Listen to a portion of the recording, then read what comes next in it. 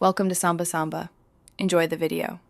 You start by confirming the exact Genvol Plus Inhalant Capsule and prescribed dose.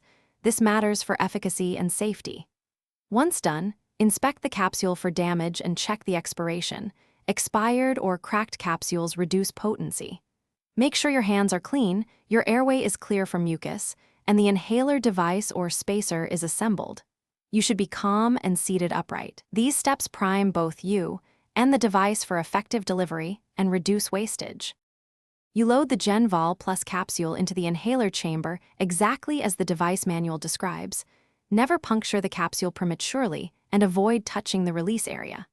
Then activate the unit, press, twist, or click to aerosolize the dose. This converts the capsule contents into respirable particles. As you activate, begin a slow, deep inhalation if the drug requires deposition in lower airways or a sharp inhalation when indicated. Coordinating activation with breath. Ensure after you inhale the Genvol Plus aerosol, hold your breath for 5 to 10 seconds to let particles settle in the lungs, then exhale slowly away from the device. If additional puffs are prescribed, wait the recommended interval and repeat loading and inhalation. Clean the device according to instructions and discard the empty capsule safely. If you notice weak effect, check the chamber seal, confirm capsule placement, and ensure you coordinated activation with a proper inhalation. Adjusting those three usually resolves common problems.